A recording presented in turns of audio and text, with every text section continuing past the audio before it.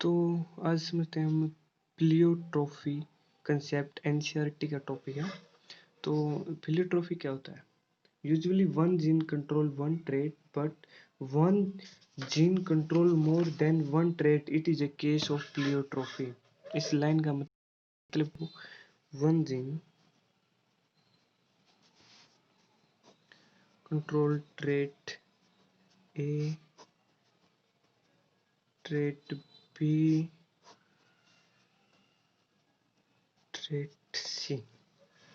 ठीक है, देखो एक जीन है जो ये कंट्रोल कर रहा है कैरेक्टर ए को, कैरेक्टर बी को, कैरेक्टर सी को। मतलब है एक जीन जब 3 कैरेक्टर्स या और ज़्यादा कैरेक्टर को कंट्रोल करने लगता है, ये कंडीशन होती है प्लियोट्रॉफी कंडीशन। इस कंडीशन में होता ही ऐसा है, एक जीन कई सारे कैरेक्टर को कंट्रोल करता है। और इसके कुछ हम प्लियोट्रॉफी के एग्जांपल देख लेते हैं। प्लियोट्रॉफी एक बीमारी होती है जो ह्यूमंस में होती है, एनसीईआरटी में भी है। ये देखो फिनाइल कीटोनुरिया डिजीज होती है, ये ह्यूमंस में होती है। ये क्या क्यों होती है? ये एक जीन में म्यूटेशन होने के कारण होती है। ये देखो एक फिनाइल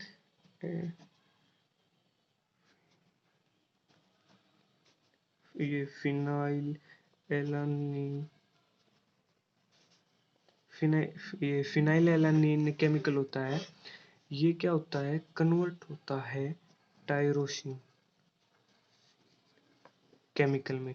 ये phenyl alanine chemical tyrosine chemical में कन्वर्ट होता है। किस एंजाइम की हेल्प से होता है? ये होता है पीएच। पीएच मतलब phenyl alanine hydroxylase. Phenyl alanine hydroxylase enzyme की मदद से ये टायरोसिन में कन्वर्ट होता है in the presence of BH4। Okay, तब ये उस जीन में म्यूटेशन होने के कारण जो एक जीन है जो फिनाइल एलानिन को टायरोसिन में कन्वर्ट करता है। मतलब देखो एक जीन है जो PAH को बनाता है, इस एंजाइम को बनाता है, और ये एंजाइम बनता है फिनाइल एलानिन को टायरोसिन में कन्वर्ट करने के लिए। तब वो जीन में म्यूटेशन होने के कारण PAH नहीं बन पा रहा, तो फिनाइल एलानिन टायरोसिन में कन्वर्ट नहीं हो पा रहा। तो फिनाइल एलानिन की मात्रा ब्लड में ज़्यादा बढ़ जाती है। फिनाइल एलानिन में क्या होता है? ये कन्वर्ट होता है फिनाइल पायरुविक एसिड में कन्वर्ट होता है। ये फिनाइल पायरुविक एसिड में कन्वर्ट होता है और ये टूट जाता है फिनाइल एसिटिक एसिड और फिनाइल एसिटिक एसिड में, और इसकी मात्रा ब्लड में बढ़ने लगती है। इसकी और इसकी मतलब हम सीधा सा कह सकते हैं फिनाइल एलानिन की मात्रा ब्लड में बढ़ने लगती है। और जब ये डिजीज हमको होती है, देखो इसमें लिख रखा पूरा, मैं आपको पढ़ा देता हूँ।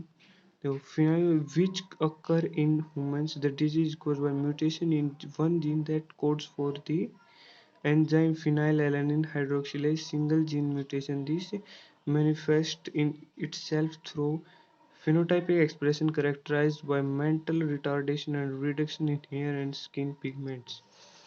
तो देखो इसमें क्या होता है, इस बीमारी में जो फिनाइलएलानिन है उसकी मात्रा बढ़ जाती है। कितनी बढ़ जाती है? ये अप्रोक्सीमेटली जब ये एंजाइम प्रेजेंट होता है हमारी बॉडी में, इसकी मात्रा ब्लड में फिनाइलएलानिन की होती है 30 माइक्रोमोल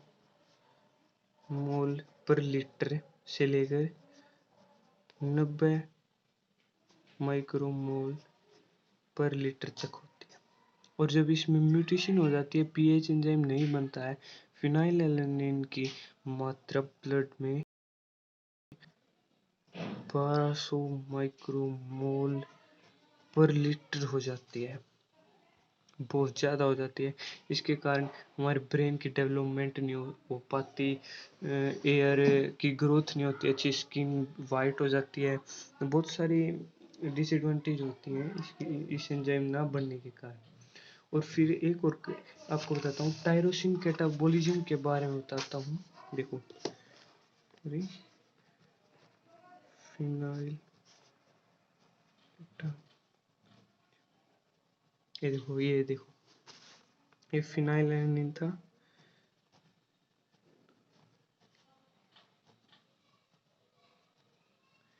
आपको मैंने बताया था एंजाइम होता है PAH, ठीक, BH4 की प्रेजेंस में ये इसको कन्वर्ट करता है किस केमिकल में, टायरोसिन में, ठीक है। अब जो टायरोसिन बनता है ना ये भी कन्वर्ट होता है डोपा में। डोपा में किस एंजाइम की हेल्प से कन्वर्ट होता है, टायरोसिनेज हाइड्रोक्सिलेज एंजाइम की प्रेजेंस में ये टायरोसिन डोपा में कन्वर्ट होता है। तो मैं उस एंजाइम का नाम भी यहाँ पर लिख देता हूँ, tyrosine hydroxylase, tyrosine hydroxylase enzyme की प्रेजेंस में ये डोपा में कन्वर्ट होता है। और डोपा दो एंजाइम पर काम करता है, एक एंजाइम है डोपा डी कार्बोक्सिलेज और एक है टायरोसिनेज।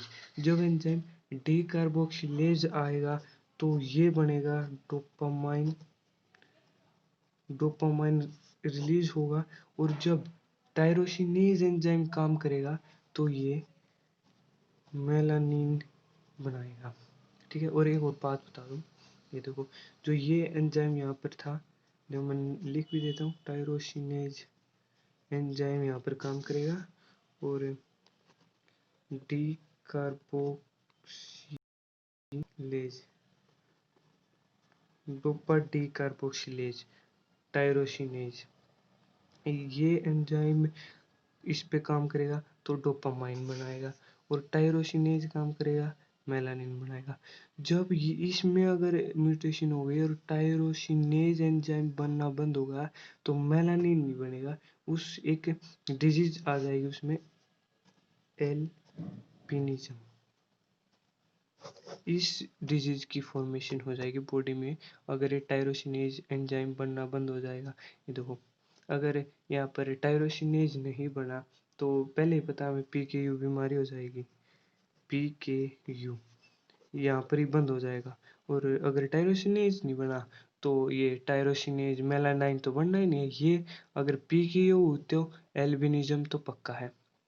अगर PKU बन गई और टायरोसिनेज नहीं बना तो एल्बिनिज्म बीमारी होगी सिर्फ। तो यही था आज का टॉपिक। होप करता हूँ आप सभी समझ गए होंगे और थैंक यू।